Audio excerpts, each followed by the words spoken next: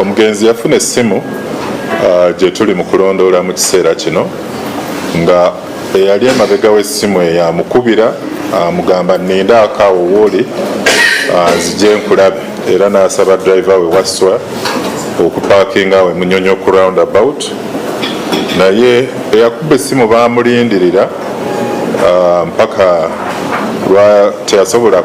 teyasobola kujja kati kwe kusalawo beeyongereyo mpaka nga ssaawa 3:15 oba 2 awo ez'olweggulo lwe baamutemulira ku geeti ye. Weewaawadde nga poliisi mu kusooka yategeeza nti emmundu yakozesebwa yali ya SMG etegeezezza mu kwetegereza bwezudde ekirala. Ge twakazuula galaga nti abazigu bano baali babiri baasobola okumulimisa kumpi ne geeti ye eyawaka nga baali balina basitoola emmundu ekika kya basitoola emu era gye baakozesa okumuzindukirizaawo ne bamukuba amasasi.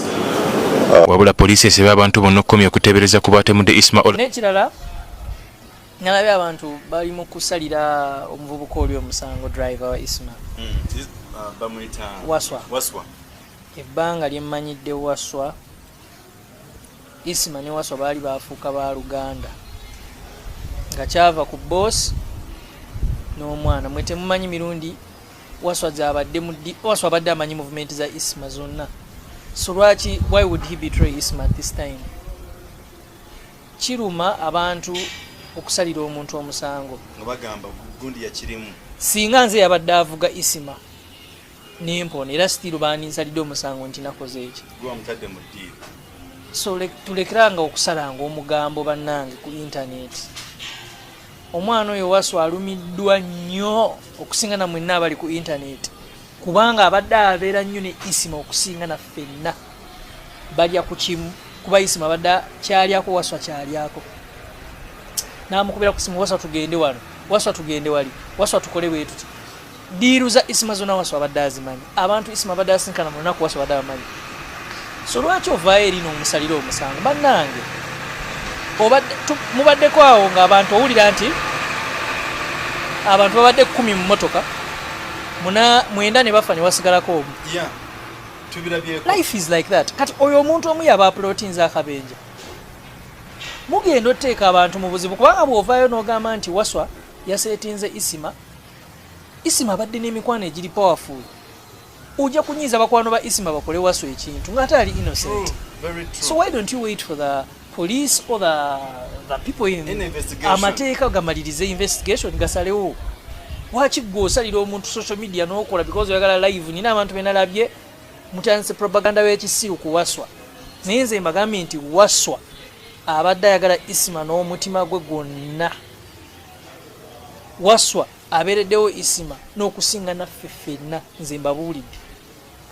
Kubanga yabadde ng'atwala mukama we buli wamu n'amukubira ekiro zuukuka jangu nkime najja. Tushegeera. If you wanted to set out Isma singa yakikola dda. Isma akoze videos nyingi ng'ayogera muzirabye. So tulekera awo social media in-laws. Bambi mukosa nnyo abantu nga mubasalira emisango. Nabalabye era mwetikka gundi ani muganda wange ne yasenze obeera naye Shidi Style nga mumwetikka. Nabalabye era mwetikka gundi ani muganda wange ne yasenze obeera naye Shidi Style nga mumwetikka mbu Isma abo tubadde twagala Isma. Abantu badde baagala Isma like era singa nze yasemba okukola video ne Isma kubanga nze olunaku nalina omusisinkana naye nagetinga kota pera nange mwanizalidde omusango muzeeya waayo ki ninga tomanyi what Isma means to me. So temusalira abantu misango because oyagala kukola likes ku TikTok osaze ekifaananyi mwasaze ekifaananyi kya Shidi Style musajja wattu busimanya bano be tulina okunoonyerezaako be baatunze Isma. Okubeera naye in these last moments, does it mean that they sold Isma out? Waswa akunnyonnyodde nti he doesn't also know how he was. Mwabasinga mwalabibula ebifaananyi. Omanyi space ya drone?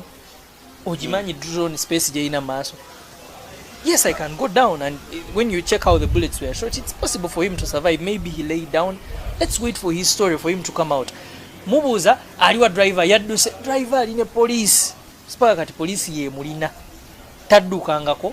Waswa yasigala ku crime scene teyadduka.